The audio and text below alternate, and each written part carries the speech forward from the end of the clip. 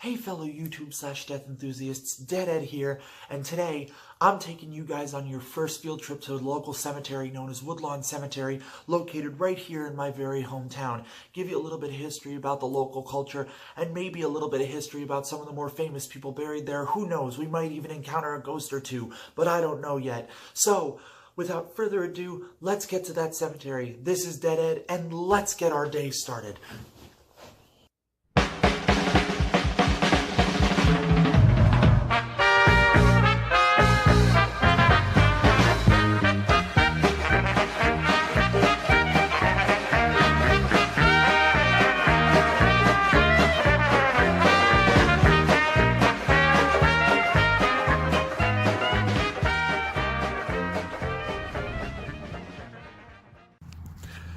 Here we are, guys. We begin our walk.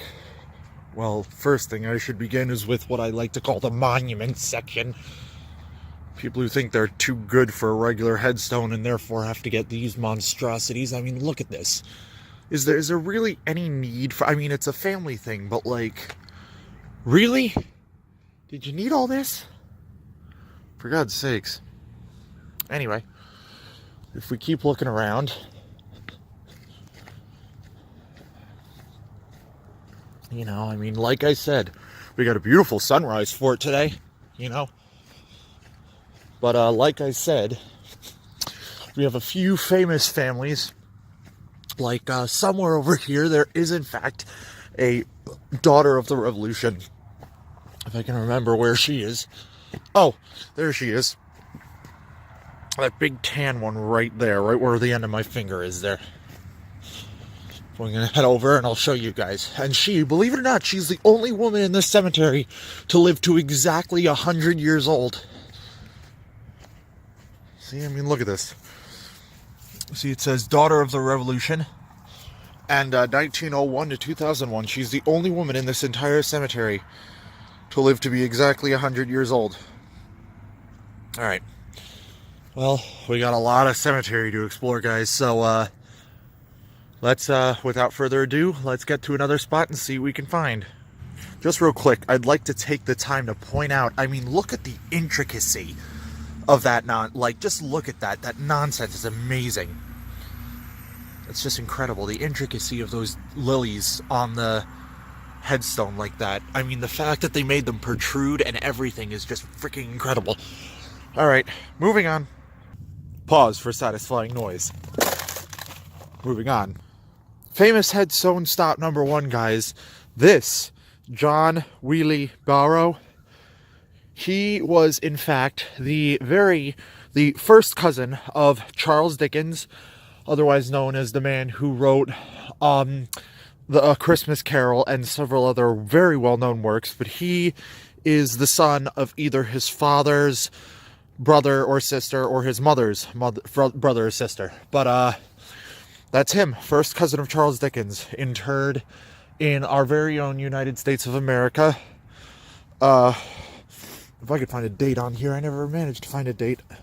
But, nonetheless, first cousin of Charles Dickens. One of the more interesting tidbits about this cemetery. And, moving on. Okay, guys, this is actually one of the more interesting graves, not because of the actual grave itself. I mean, the workings are very intricate, the tassels and everything. But what's interesting is the material that it's made out of. And I'll just show you, instead of having you guys try and guess. This is a metal grave. This whole thing is made out of metal. Can you believe that? I mean, I thought they could do better intricacy work with stone. But the fact that this thing is made out of metal, and what's so amazing is you can't even see the weld marks, ladies. I mean, this looks so professionally made, and to this day, I can't believe it.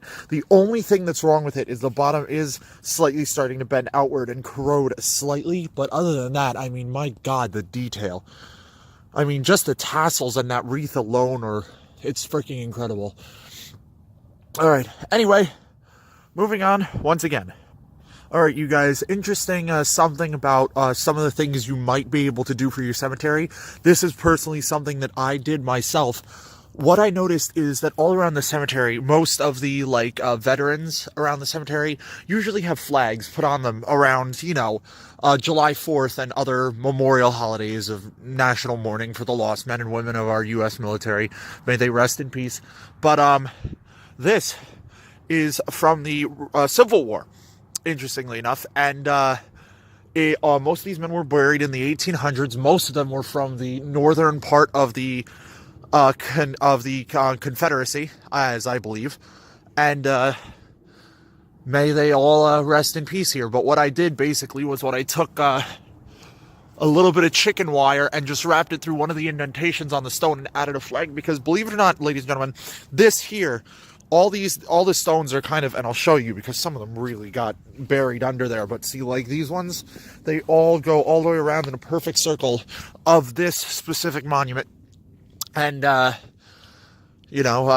figured since they never really get a flag each year, I could give them one. So I did. So I went and got myself a flag and I put it on there, and it actually still looks pretty nice. Only difference is I may have to replace it because as you can see, the bottom's getting some wear and tear on it. But other than that, that's about it. And moving right along.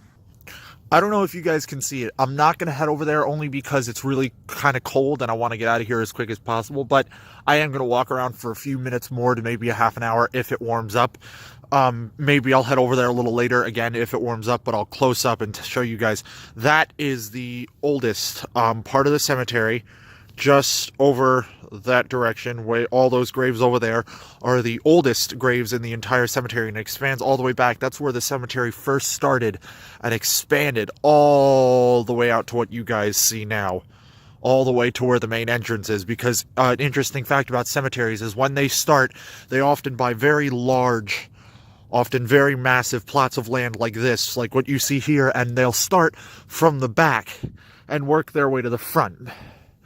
And so that's an interesting tidbit. If you ever go to your local cemetery, odds are the very end back of the cemetery, somewhere in the way back, is usually the oldest grave. So, if you ever want to find one of the much older graves, maybe something from the Revolutionary War, if your town is that old in one of your cemeteries, odds are they're going to be way in the back, depending on the size of the cemetery. Because sometimes Revolutionary cemeteries were often built very small, and they didn't really expand beyond that. But some of the much, much larger ones, interestingly enough, like Woodlawn in New York City, in the Bronx, I believe it is, has hundreds of thousands of graves dating back to the, the invention of New York City, pretty much. But, anyway, that's just an interesting fact. So, again, here we go, moving on. Just a quick little thing, guys. Look at how beautiful that sunrise is. I mean, my God, it may be freezing, but at least we got a really nice day to do this. It's been really horrible and nasty and rainy the past couple days, so I'm really glad we at least get to see this morning. Really pretty. All right, moving on. All right, guys. Now, what I want to tell you about this grave, there's no one famous buried here, but as far as I could find in this entire cemetery, there are really only two of the most intricate graves in here, and this is certainly one of them. I mean, for God's sakes, just look at the intricacy of the angels and the cloth draped between their hands, and just the intricacy of the rose carved, or rather welded, into the metal there. The small little designs intricately crafted in there with that one anchor. I mean, my goodness. And believe it or not, though it is sad, this is a child's grave. One of the children was only 10 months. One of the other children was only 1 year and 26 days. As you can see, they both died in the 1800s, which, as you all probably know of, the life expectancy back then was quite short in terms of, when children, especially infants, would live to, especially if they were born in the winter. It was it was so brutally cold, and it's something as simple as influenza or a splinter, even if it festered, could really just kill you. And that's not an exaggeration. People died from the most mundane, small things, in terms of what they got struck with or hurt with or whatever. But anyway, may they rest in peace. And moving on.